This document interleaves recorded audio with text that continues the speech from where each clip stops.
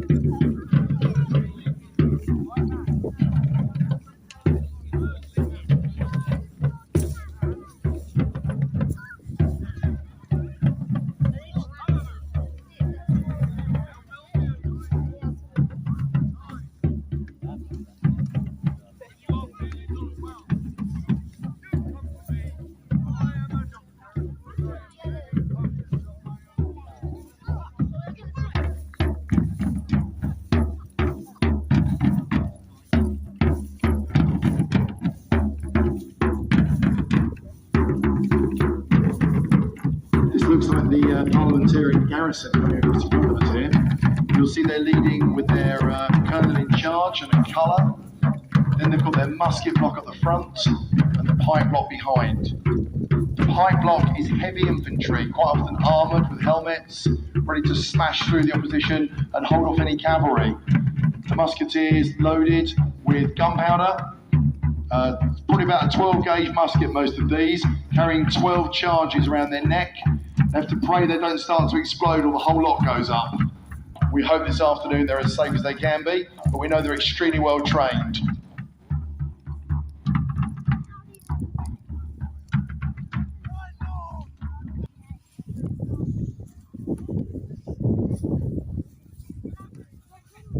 Each infantry regiment and company would carry a colour. This is a very splendid colour. Quite often parliamentarian colours or flags would have a phrase on them or a motto or a verse from the Bible. It was also kept as carefully as it could be, because to lose your colour or flag in battle was seen as a terrible disgrace.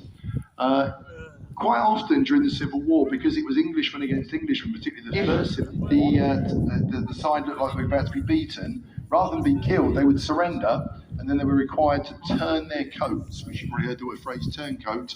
And if you look at my coat over here, you'll see it's off-white, it should be white. It's white inside, and you would see groups of men with their coats turned in white. Andy, I hate to interrupt you, but if you look to your left, am I wrong? Do I see troops approaching from behind the trees there? Yeah, you're completely right, Zarish. There I am pontificating, and here comes the Royalist army with Colonel Lunsford leading them through. They're looking like they mean business. They've just set fire to Postcombe and are now marching forward to see what they can do to Chinnor, still looking for that treasure. So those of you who were here earlier have already heard all of this. Any of you who've come sort of in the last couple of hours, we'll just bring you up to speed. The parliamentarian forces are here because their pay has been delayed, and in fact I think Johnny did allude to that just now. So they haven't been paid for some months. There's always a risk that the rate of desertion of those soldiers who don't have a particular political allegiance, but they've just been promised food and money, that they are the ones who are going to disappear in the night because they haven't been paid. And so it's extremely important for these officers that they've come down to this particular area to meet up with the pay train and get this money. So it's all the officers that are here, mostly officers. So this parliamentarian force is really just cobbled together of people who happened to be there at the time, waiting to take the money back to their regiments. And so you have this peculiar position where officers are fighting as troopers, as Sir John is. This is not a unified force of people who are used to fighting together. Unlike Rupert's troops, Russell's troops, Lunsford's troops who are coming in now, these are men that have been fighting together for a whole summer. They understand the shorthand between each other and from their commanders, and there's a fluidity of response there that these Parliament troops may not have, and that does put them at a disadvantage. I think the other thing you have to factor in here, Zarish, is the fact that Prince Rupert is genuinely feared. His troops are genuinely feared by the Parliament army. They've had several engagements, a couple have been inconclusive, but the other times, Royalists have come out on top. These are the crack troops of the Royalist army at this point are led by Rupert. They come flying out of Oxford. They left at 4 p.m. yesterday. They've marched through the night, and this is early on a June morning. It's the dusk. The sun is rising, and the Parliament army have been hauled out of bed to come and fight this force, and so there's a definite fear factor involved here. Yes, and Rupert's troops were, they were just well looked after. Their horses were beautifully maintained, no expense spared on feed, and they would have had the best billet. So these troops are well rested, they respect their commander, and they're insanely fit and healthy and well drilled. Zarish, I can see now that both of the regiments are now flourishing their colours, and that's really to show the other side who is going to be facing them. So we've got the King's Guard colour, as well as Lunsford colours they've brought out of Oxford, part of the Oxford Army. Also the Parliamentarian colour has been flourished as well. And it really is, if you want to use a modern phrase, come and have a go if you think you're hard enough.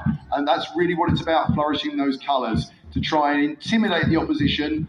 And quite frankly, Parliament could well be worried they're facing Lunsford's troops. As Zarish has said, the Oxford Army at this point was totally at its peak and really hadn't lost any battles up to this stage.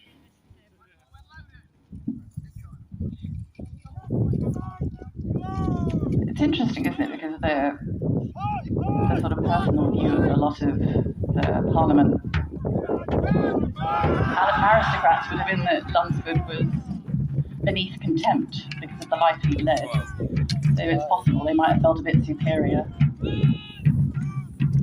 you never know quite, some might have been scared of him, some might have despised him. Opening body there from Lunsford's troops. Musket takes 33 actions to load a musket, if you manage to do it properly. And certainly they can get about one shot off every 3 minutes. So not as fast as a modern day gun. Accurate up to about 50 yards if you were lucky. But we can see that Parliament have brought their musket troops in very close. Maybe they're going to support their pike. The pike are heavy infantry going in with the point of their pike to try and drive them back, but they're manoeuvring their musket around. I can see the colonels now bringing them in to face off against the Royalist musket, which are on the nearest side to the Crown line here. I did wonder for a moment there if they were going to use the Parliament musket to sort of pick off some of the Royalist pikemen. Certainly there was a good opportunity for a flank attack, but I think that worried they're being slightly outnumbered by the Royalist musket, so they'll be taking every opportunity they can. Here we go for a Parliamentarian volley.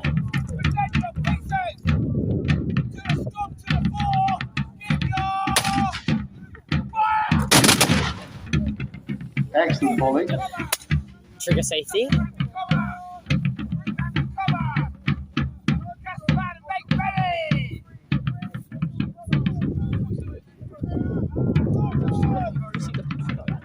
Now, the pike have been fighting at point. The pike would fight at point, but then they'd fight at push a point. Nice shot, sir. Which means they would go in together. Now, we have to lift our pike points so that we don't actually skewer each other with this. So this is a little bit of 21st century health and safety. Normally, in the 17th century, the points would be down, but just for reenactment purposes, they're going to go with the points raised, and that is just the health and safety aspect. But they will try and smash the other rock out of the way. It's a bit like a 17th century rugby scrum with aggression.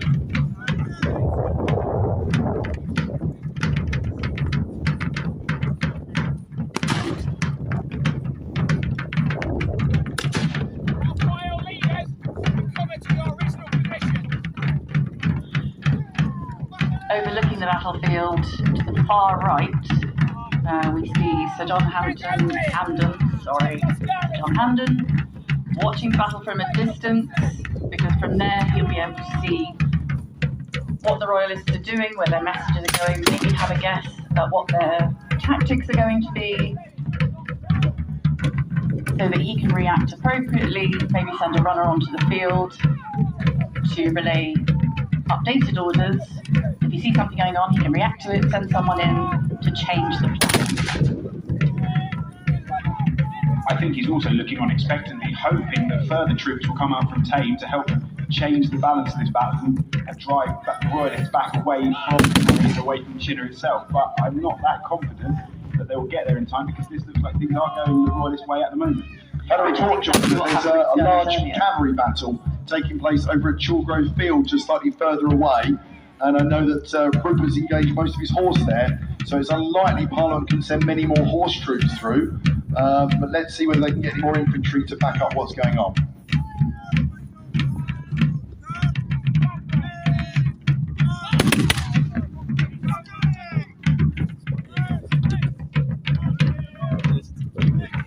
Because they must have heard this by now. They must have heard the shots going. They must have heard the drums.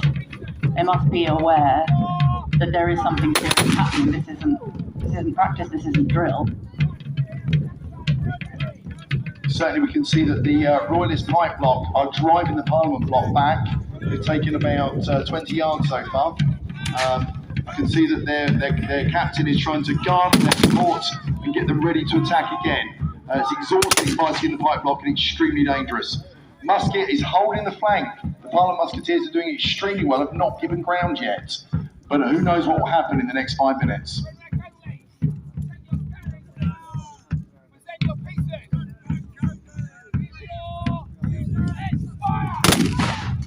Of course, the classic risk here, when you've got small groups fighting like this, you have a Royalist line on the left-hand side of the battlefield, you have a Parliament line on the right-hand side. If the Parliament pike gets pushed back too far, you then run the risk of having the Royalist pikemen ending up in a place where they can seriously cause damage to the Parliamentarian musket block, because they can just turn and try and kill them. Some of them will have swords. Zarish, I'm going to try and see if I can get a hold of the Parliamentarian commander. See if I can find out from him how he's doing and how he feels the battle is going for his men. Should I go over to Colonel Jones here, who's holding this flank very well with his musketeers? Yeah, we're very pleased at the moment. The devil has come upon us. They call themselves Royalists, but the enemy of the great country of England.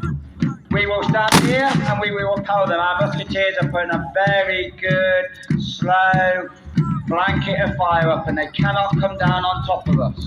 It certainly seems to be holding them, sir, but your pipe block, I think, is being pushed back slightly as you go. Perhaps your men will be able to support on the flank as they move through.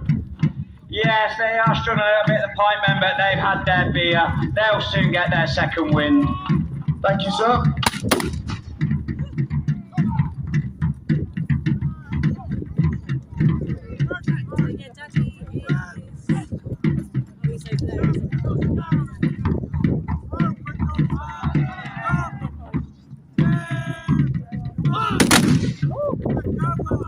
Very solid volleys still coming through from the Royalist shot, and it seems to be very evenly matched on this flank, whereas the pike are withdrawing as they go. It seems to me that the Parliament musket are firing by rank here, and that's keeps up a continuous blanket of fire to hold the Royalist shot back, but it also conserves powder. You have to bear in mind the Parliament weren't expecting to fight a skirmish or a battle today, so they've only got a very small amount of powder on them, and they want to keep that up as long as possible, to look for reinforcements, to hope for more powder, and hopefully to deter the Royalists from pressing on further with this lightning raid that's taking place today. It always feels like it's a bit of a clue as well. If you have surprised the force and then they start doing things like this, this will give clues to the other side. Oh, maybe they're in trouble here. Maybe we can press the advantage. This kind of fighting is very much a battle of feeling. do you feel superior? Do you got them on? Do you caught them on the hoof? And I'm going to try and get in amongst the pike block as safely as I can to find out what's going on in there at the moment. You can hear the shouts and cheers, baby. I'm going to go right in close on Lunsford's commander of pike and find out what's going on in here as things are going through. We're going to say anything to us, sir, in this battle. We're winning. Very good, sir. Very taciturn commander of the Royalist pike. We're winning, is what he's saying. From where I'm standing, they're pushing them into line and getting them ready to take the next attack. Certainly Lunsford fencing really ready.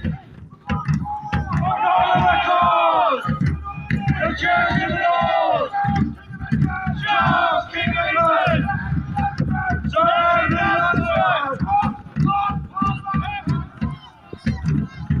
England's freedom! Soldiers fight! England's freedom! Soldiers fight! No Bunbury! No Bishop! No Bishop! One true king! King Jesus! Yeah. I don't think they're... Yeah. Certainly a lot of confidence on both sides here. We're obviously neither commander giving ground, intellectually or in terms of the actual battlefield itself. They all think they're capable of winning. Thus far.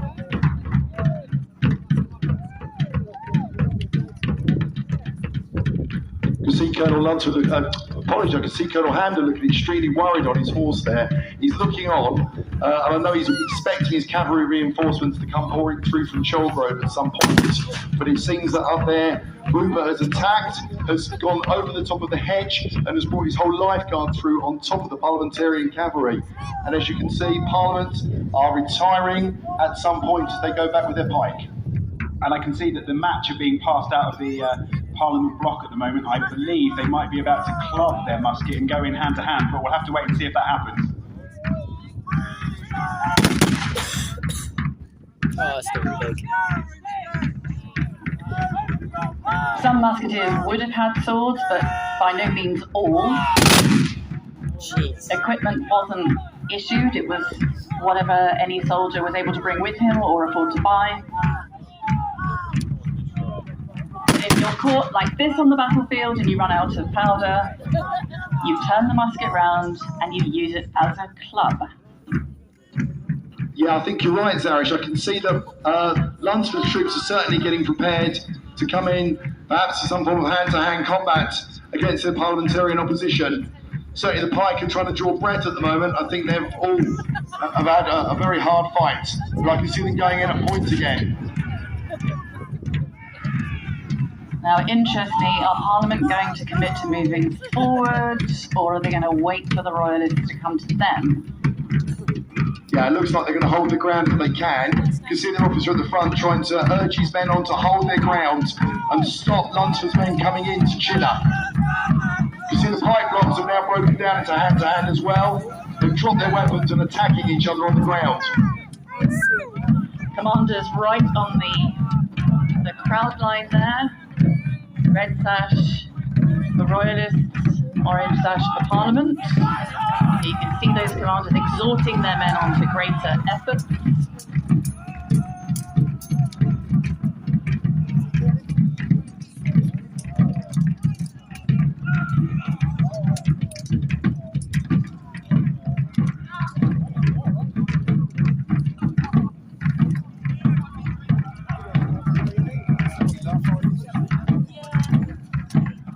It looks like Parliament must have held their ground. I can't see Lunsford pushing home their advantage at all, and certainly there's one or two been injured or pulling back. But again, Parliament are also taking casualties. There's at least 3 down at the moment.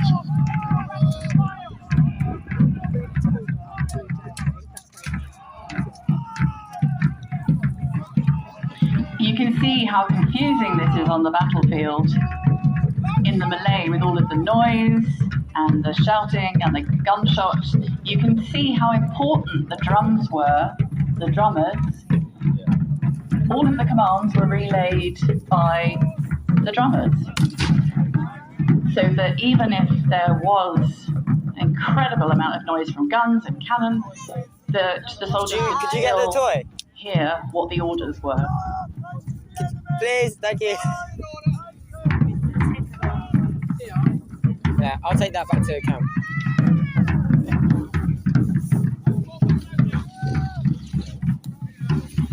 Being seen to take part, not to be scared. So he's here rallying the musket block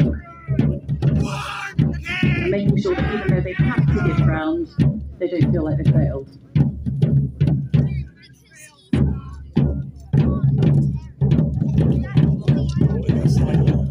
Because the other risk is, if you're an officer on a horse, it does make you... I think he's been shot. Colonel Handon's been shot, Darish, as he goes. He's galloping away to tame, to get himself to safety. It does make you a sitting duck when you're on a horse in front of the musket block like that. Absolutely shot there.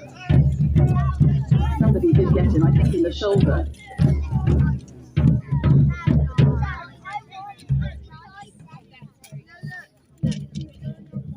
So now Parliament have lost Colonel Handon, who's retired hurt, to tame, to the Greyhound Inn, which he's lodging to at, in the hope he can be, well, he's looks like been shot in the shoulder to me, to hope that perhaps the balls could be removed, but it's not really the musket balls, it's not the musket balls which really caused the problem later on, is it, Darish? I'm very sorry, I was laughing at something you said and I wasn't paying I see. No, I was attention. talking about the fact that it wasn't actually the impact of the shot which caused the problem, but perhaps something which would occur a little bit later on, 2 or 3 days later, from a gunshot wound. So the real threat for soldiers from wounds from a musket ball was the fact that this is a deeply unsterile period in history. So, everyone handles the musket shot when they're made, when they're handed out. So if they get in, so if you're shot, the risk is from infection. And by the time it's apparent, you're kind of done. And there's not a lot that can be done with an infection that's deep inside the body.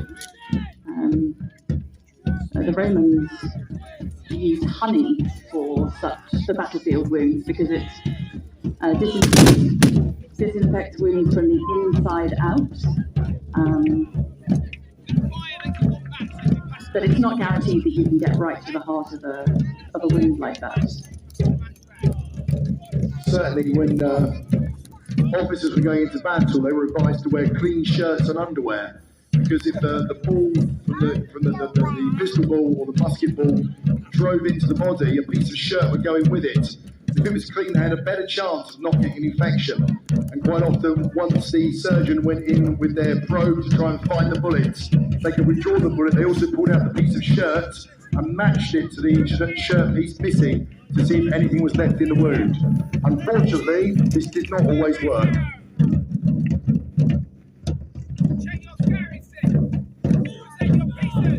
I don't think you can understate what a psychological blow this will be for Parliament to lose this. As charismatic a figure as John Hampden, at the crucial stage of this skirmish, of this battle, these are trained bands from Bedfordshire, led by Sir Samuel Luke. They're part-time soldiers, and they're going to be. It's a major psychological blow for them. And as you can see, they're starting to fall back into Chinnor itself now, and I think we might be soon reaching the end game of this battle. Certainly, London's Muskets are now advancing on this crowd line flank. They'll be pushing towards. They're going to try and drive them back into Chinnor. They don't look like they're in the mood to take prisoners. Well, this is a lightning raid and we're a long way from Oxford, so prisoners will just slow them down. So I think we can expect that there'll be a fair number of casualties at the end of this battle.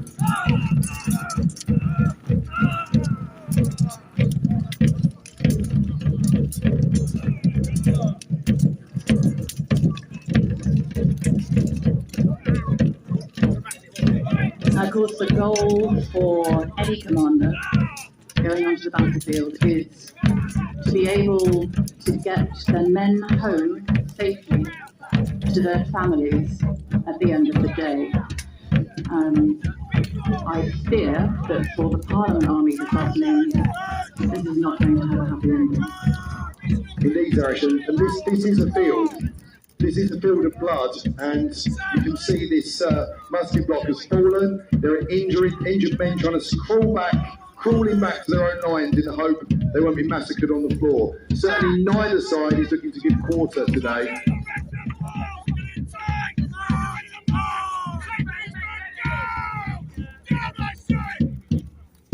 I'm very glad you told us it was a field. I wasn't entirely sure.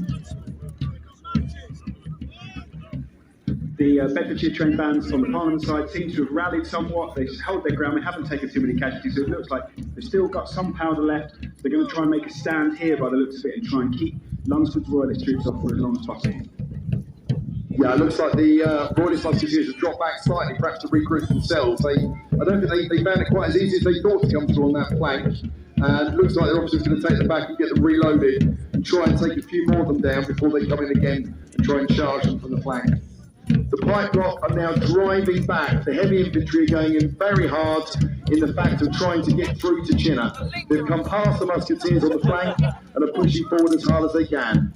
I'm going to say the fact that the Royalist Musketeers fell back, that's really a testament to the loyalty that some of these troops have to Sir John. That they are now, they are giving ground now. I think they can see that it's not quite a lost cause, but certainly they need to get the back of Chinner behind them to try and give them some kind of perhaps breastwork to fire from, so that they can try and stay as safe as they can without being sniped at themselves. But I can see Lunsford Musket are coming in as well.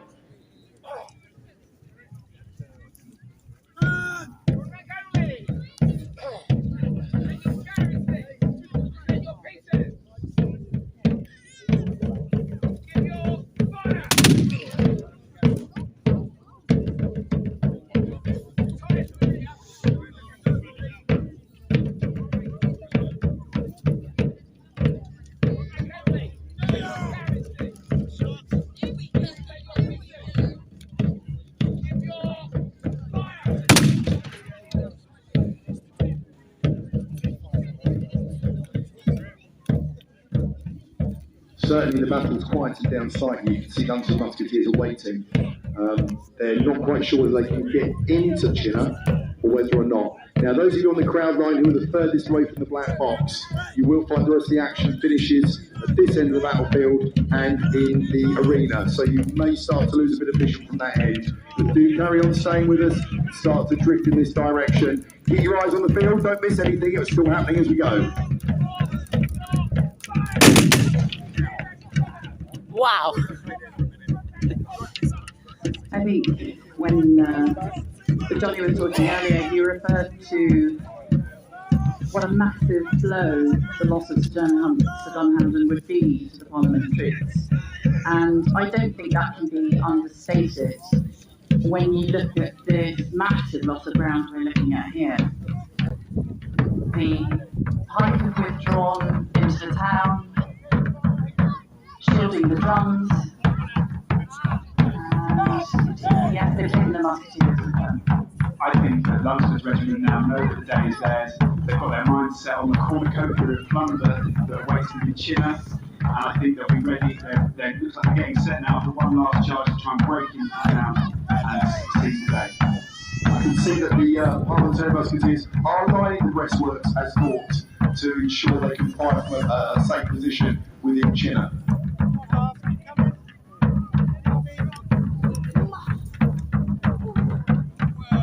I'm going to look along these musketeers here from Lunsford's regiment. There's some very brave chaps I can see. I see a chap, Musketeer Timothy, a very, very brave chap there, loading, feathers in his hat, a real sniper. Mr. Timothy!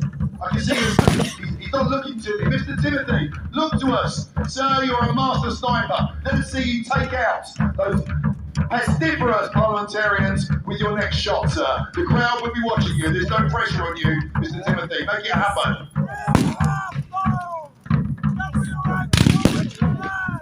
Now, Parliament here making the best of a very bad job. They're using the town to form up in front of, so, that's a position of higher strength. Oh, and they're going to bring their pike back out. That's an extraordinary move, don't you think, John? Yes, I think the Parliament think the Parliament High Commander has seen something here that he thinks there's a weakness. He knows that they're tired, they've been up marching through the night. I think he thinks that one more in and they'll see these they'll beat these royalists up.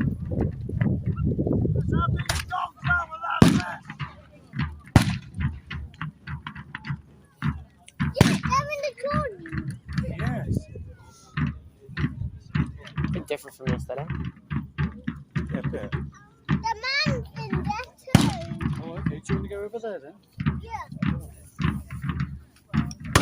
It really is a chance for Parliament now to try and hold as close as they can to defend Chinnor as the Royalists decide on the next tactic for getting in through the main street. Certainly the Parliamentarian Commander has brought out his high block to hold that, but as I say, with the loss of John Haddon, they really...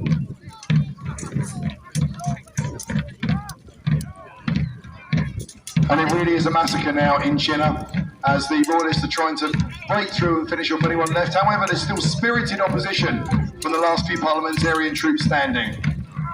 As you can see, the colours are now retiring for safety. The drummers and civilians are awaiting in Chinnor and praying that the Royalists will spare their lives.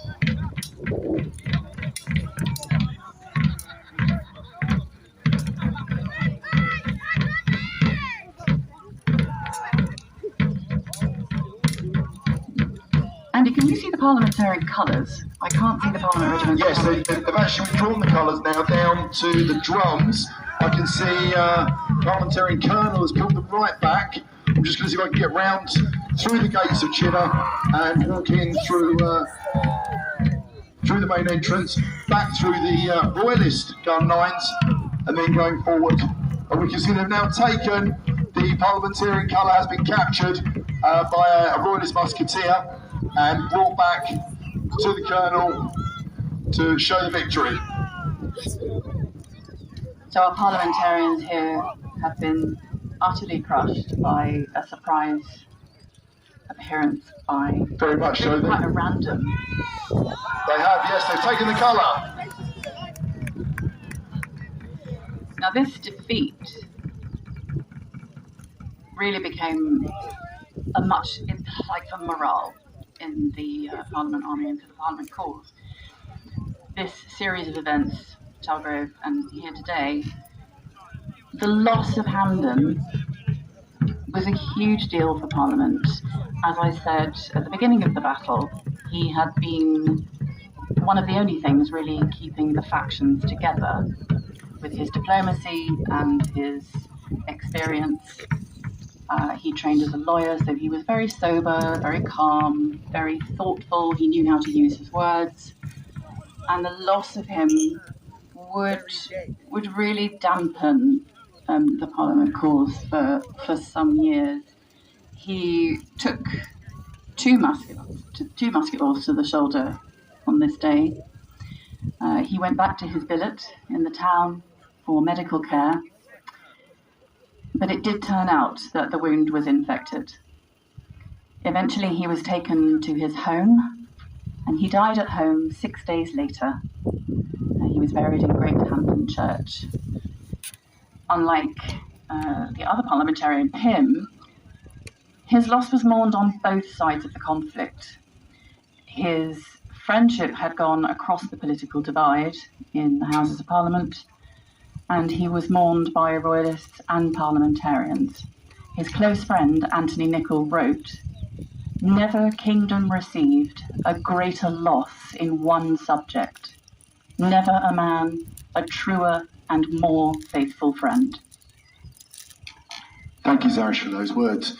So we've completed our reenactment of the road to Chalgrove Field this afternoon. Now, there are a lot of Royalist and Parliamentarian pretend dead upon the floor. The way we get the pretend dead to stand up is for you to give them a massive round of applause, and that will raise the dead on the field.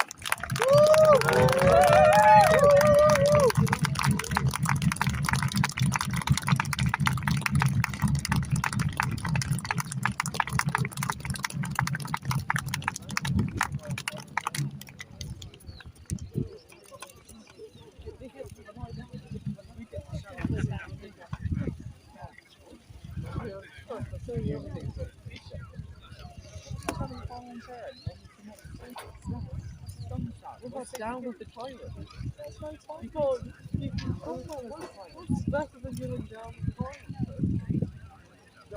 I quite often find myself yelling that. Right, we're just going to line up the troops now, so you can give them a final round of applause. We'll just give them a moment to recover their dead, pick up their pieces, pick up their pikes, and make sure they're ready to move. And then we'll also allow the armies to salute you and each other.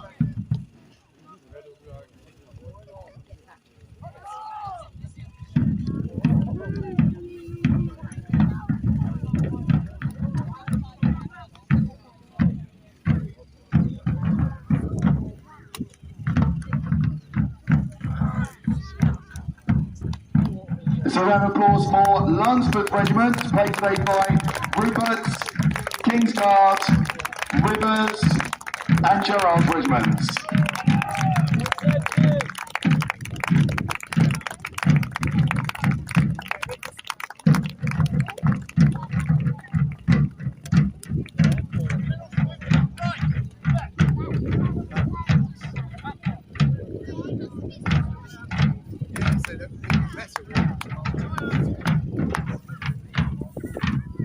To Hugh Fraser's regiments, Colonel Fraser's Dragoons, members of the King's Guards who are seated in the opposition ranks for today, members of Sir Henry Tillier's regiments, members of Godolphin's regiments, for Rawdon, and Saintshill's regiment as well. And of course not forgetting Godolphin's regiment on the back rank there. Well done, guys.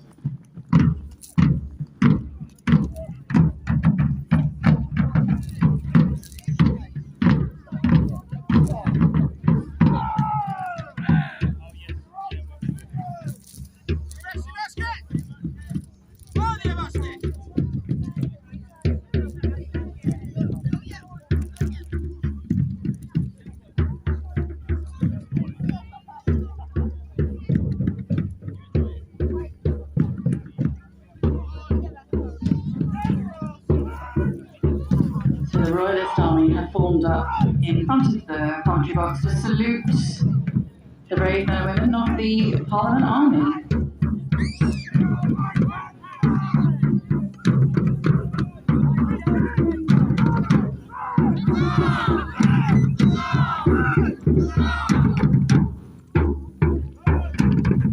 Following on behind the Parliament Army, we need to make sure we give a massive round of applause to our two members of the Sealed Knots Medical Service, our two medics who have made sure we've been safe on the field today. March on, medics!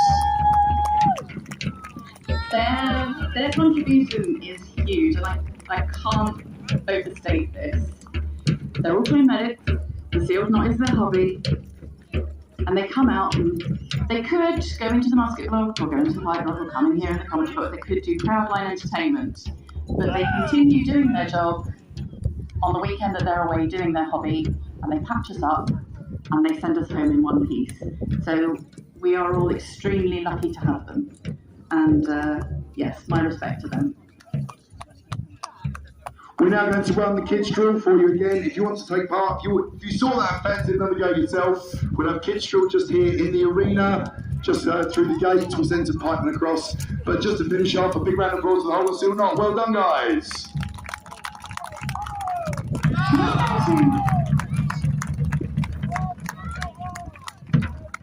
I'm just going to finish off with this all saying that he was a bit of a rebel who got himself into trouble, and that didn't actually stop.